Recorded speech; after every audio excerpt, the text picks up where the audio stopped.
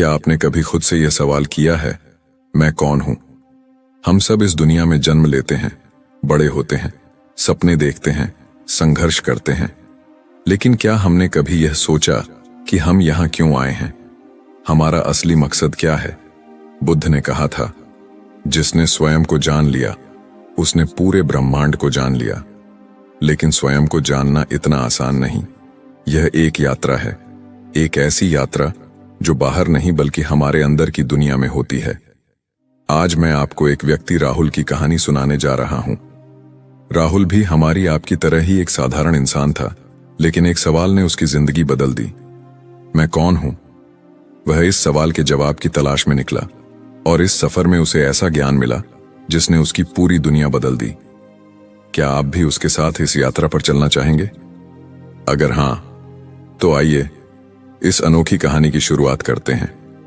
राहुल एक साधारण युवक था, लेकिन उसकी जिंदगी में कुछ अधूरा सा था। वह हंसता, बातें करता, अपनी जिम्मेदारियां निभाता, लेकिन उसके मन में एक अजीब सी बेचैनी थी, जैसे वह कहीं भटक रहा हो।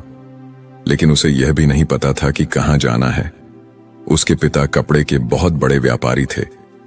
उसके पिता चाहते थे कि वह परिवार के व्यापार को संभाले, जैसे उनके पूर्वजों ने किया था। उसके पिता कहते, ये व्यापार तुम्हारी जिंदगी को सुरक्षित बना देगा राहुल। मां भी हमेशा समझाती, बेटा अपने पिता का हाथ बटाओ, यही तुम्हारा कर्तव्य है। राहुल सिर हिलाकर उनकी बातें सुनता, लेकिन उसके अंदर कुछ और ही चल रहा था। एक अनजानी तलाश, एक अनकहा सवाल। जब भी वह बाजार में अपने पिता के साथ होता, लोग सोने चांदी, कपड़े और व्यापार की बातें करते, लेकिन राहुल का मन कहीं और होता। वह लोगों को देखता और सोचता, क्या यही जीवन है? पैसा कमाना, व्यापार बढ़ाना और फिर इसी दौड़ में खो जाना। रात को जब वह अपने कमरे में अकेला होता, तो यह सवाल और गहरा हो जाता। मैं कौन हूं? क्या मैं केवल इस परिवार का बेटा हूं? क्या मेरा जन्म सिर्फ पैसा कमाने के लिए हुआ है? धीरे धीरे यह सवाल उसके मन में इतना गहराने लगा कि वह बेचैन रहने लगा। दिन भर वह काम में लगा रहता, लेकिन भीतर एक अजीब सी उलझन थी, जैसे कोई आवाज उसे पुकार रही हो, लेकिन वह उसे सुन नहीं पा रहा था। कई बार उसने अपने दोस्तों से इस बारे में बात करनी चाहिए, लेकिन सब हंसकर टाल देते। अरे यार, ये सब सोचने का क्या फायदा, बस मस्त रहो, लाइफ एंजॉय करो। लेकिन राहुल जानता था कि यह सवाल मस्ती से नहीं मिटने वाला। कुछ था जो उसे बुला रहा था, कुछ था जो उसे खोजने जाना था। लेकिन क्या, कहां मिलेगा उसे इसका जवाब?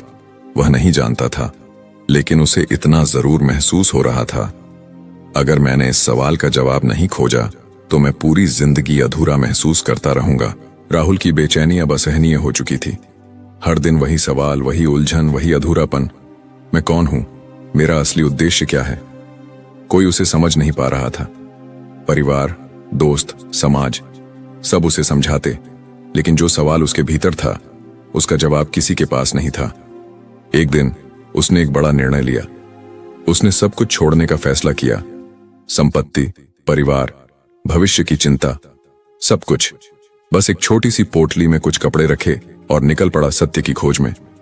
उसे याद आया कि उसने कहीं सुना था, बोध गया। हां, बोध गया ही वह स्थान है जहां राजकुमार सिद्धार्थ ने अपने प्रश्नों के उत्तर पाए थे, जहां वे बुद्ध बने थे। उसका मन कह रहा था, अगर सत्य कहीं मिलेगा तो शायद वहीं। रास्ता लंबा था, लेकिन राहुल की आत्मा अब पीछे हटने वाली नहीं थी। वह धूल भरी सड़कों पर नंगे पांव चलता रहा। भूख लगी, लेकिन परवाह नहीं की। रातें ठंडी थीं, लेकिन वह तारे देखकर खुद को समझाता, बस थोड़ी और यात्रा, सत्य अब दूर नहीं।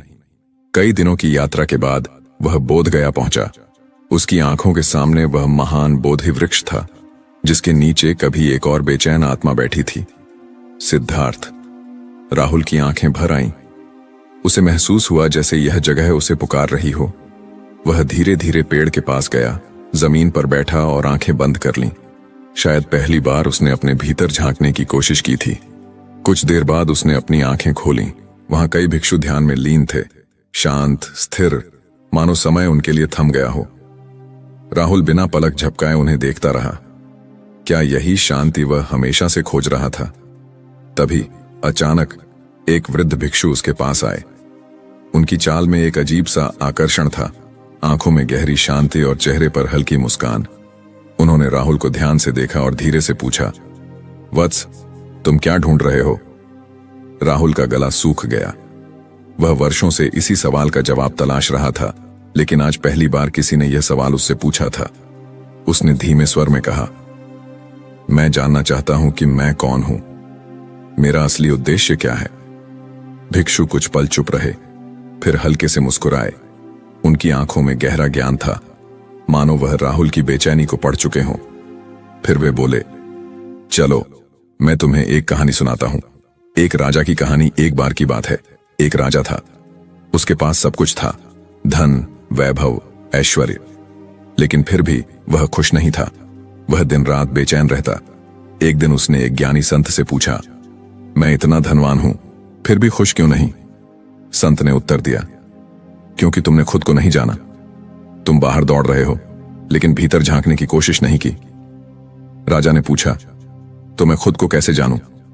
संत ने कहा, बुद्ध का मार्ग अपनाओ, ध्यान करो, अपने भीतर देखो। जो उत्तर तुम्हें बाहर नहीं मिला, वह तुम्हारे अंदर ही छिपा है। राजा ने वैसा ही किया और कुछ वर्षों में उसे ज्ञान हो गया। मैं केवल एक शरीर नहीं हूं, मेरी असली पहचान मेरे कर्मों और विचारों में है। जब मैंने खुद को समझ लिया तो दुनिया खुद बदल गई। राहुल की आंखें खुलीं। वृद्ध भिक्षु ने राहुल से पूछा, अब बताओ, तुम्हें इस कहानी से क्या सीख मिली? राहुल ने धीरे से कहा, शायद मैं भी राजा की तरह ही भाग रहा था। मैं बाहर उत्तर ढूंढ रहा था, लेकिन असली उत्तर मेरे अंदर ही है।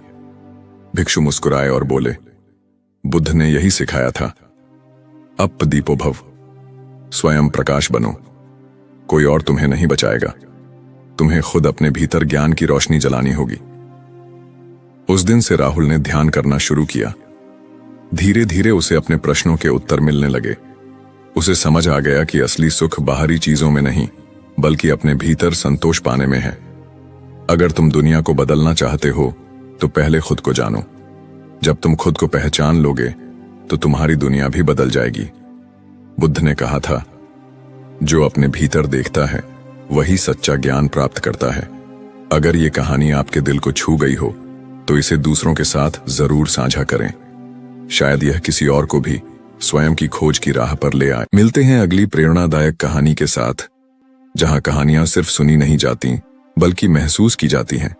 अगर आपको हमारी कहानियां पसंद आती हैं तो चैनल सब्सक्राइब करें और प्रेरणा की इस यात्रा में हमारे साथ बने रहें। नमो बुद्धाय।